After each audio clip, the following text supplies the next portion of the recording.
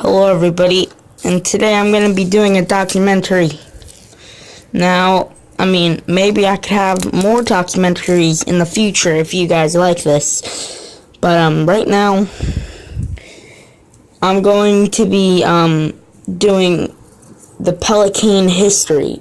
And if you don't know who the Pellicanes are, they're the family that Connor is in the beginning of Guinea Pig Takeover.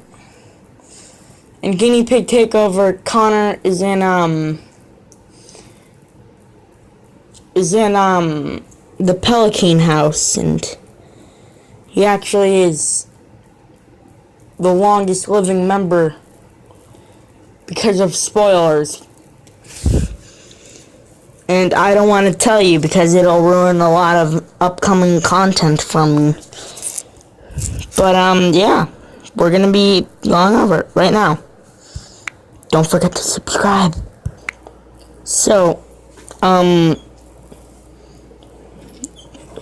days before the war, the Pellicanes are in the red, and the Viranami clan is in the blue. The Pellicanes had skilled warriors, and they completely wiped out the Viranami warriors and their servants and other townspeople that joined in. The Empire was not happy that their civilians were getting killed in this madness, so the Imperial troops moved in. At first it seemed like there was going to be peace until one man threw 3 axes at the enemy and fell. The Pellicanes were massacred. Even with their amazing skills, they could not handle their army. In the Empire's spoils of war, they retreated right into an ambush. It might have been a victory for them, if not for one factor.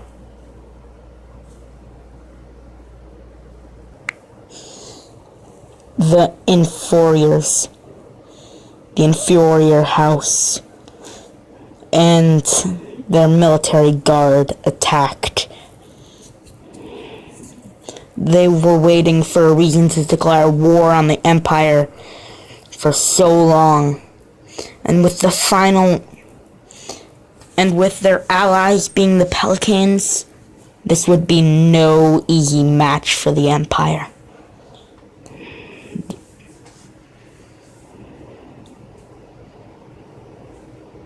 Their armies, their attack was scattered. One horseman bravely attacks, but was cut down. Then, after a few shots, their plan in this next battle was to bombard the attacking army with a wave of cavalry. Then their elite soldiers would strike in the middle.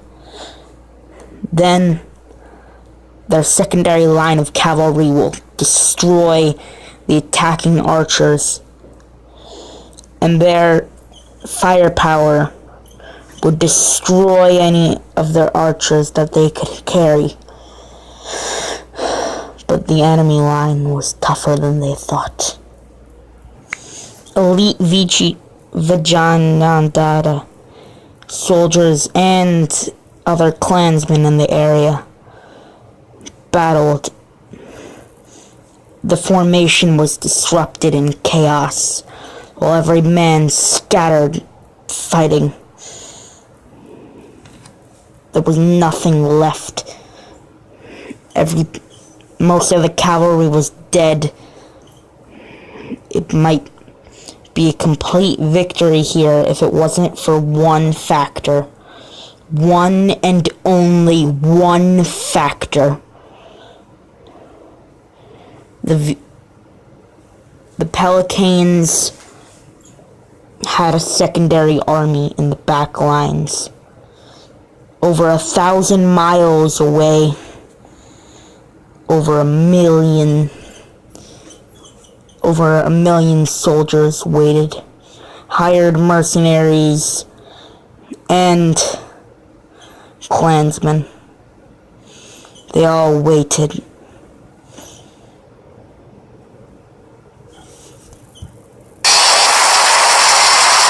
Stupid ad ruins everything. Then, in a swift fury, after the last battle, after a few 20 meters away, every Pellicane that they could muster had to be wielding a great axe. This was it. Every single cousin, every single family member that wanted to die for freedom battled on this day. More than 100 of their rivals killed in just a matter of days. This was an age. Just 50 more years after the first battle. It was the beginning of the end. The final battle was at hand. The Pellicanes versus the Varianians.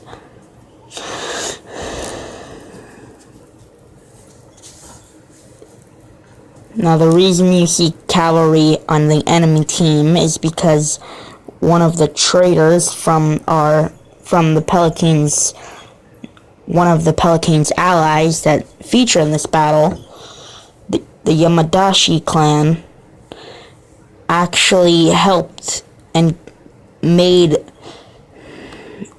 17 or 20, no, up to 20 cavalrymen. And that was a lot for them. The police forces mustered everything they had. The Pellicanes, and family members, and the other family members of every single house that fought in this war, except for the king of Razkadun, fought in this battle.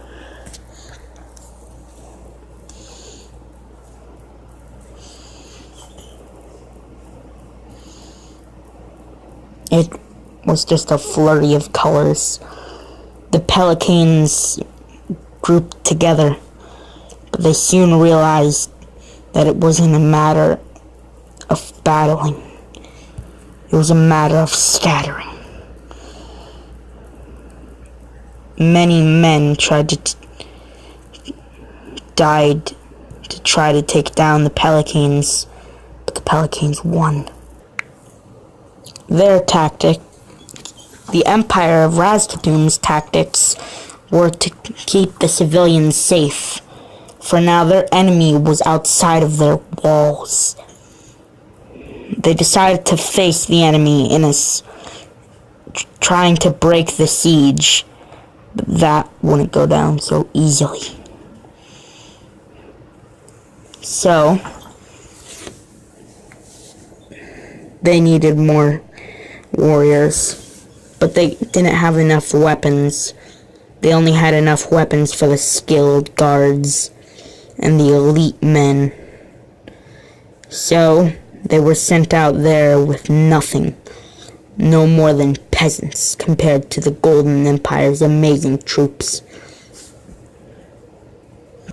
The Pellicane faction and their allies also technologically advanced, while the horse lords had now ranged units for their cavalry, and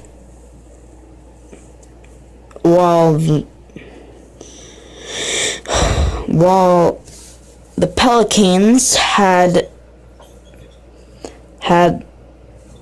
ballistas, and every single surviving member of their entire house was there, and so was their allies. Every single house was there, except for the ones that were defeated. We were at the capital. The capital itself. The horse lords tried to ravage the defenders, crushing them, reaching all the way back into the back lines. Their commander was briefly stricken by a sword. It was crazy.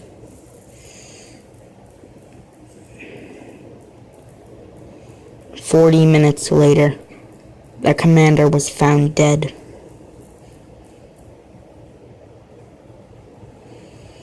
Ballistas roared through the air.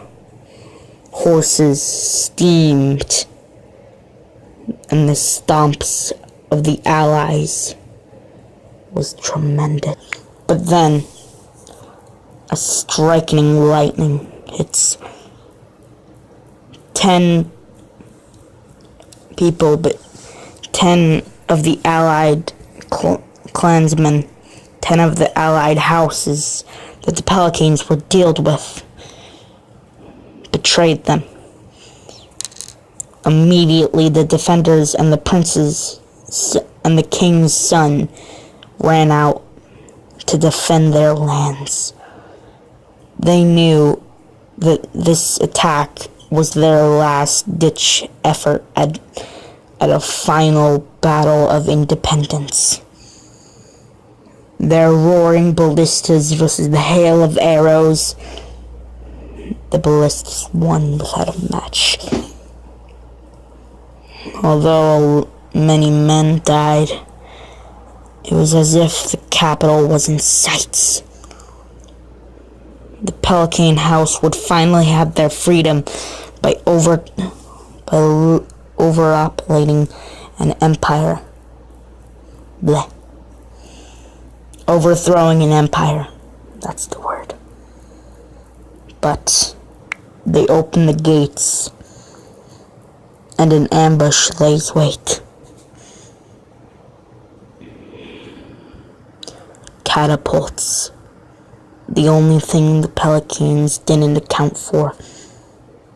Ripped through the Pellicanes like paper versus rock.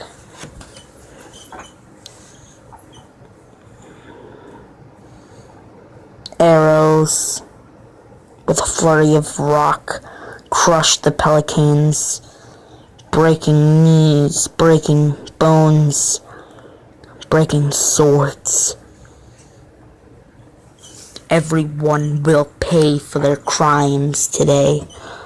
I am the king of sin, and I am the only one to mass kill my people, quoted the emperor. It was the worst day for the freedom. It was the worst day for all. They were all sentenced to death by arrow. The Pellicane king, great-grandfather to Connor, was said that he didn't have a weapon on him. Even if this day meant a victory, he still wanted to die. His cousins hated him for that overwhelming warrior passion. They'd rather him just to run away, or for him to get a new heir. But no. He was said to report to be one of the first ones to die in the hail of arrows, which came after. He ordered a full charge, knowing it was his death, while the emperors sat back, trying to look for a closer view. This was the end.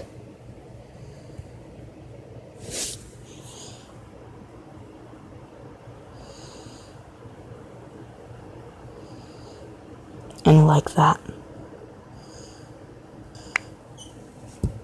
the Emperor rose, dead.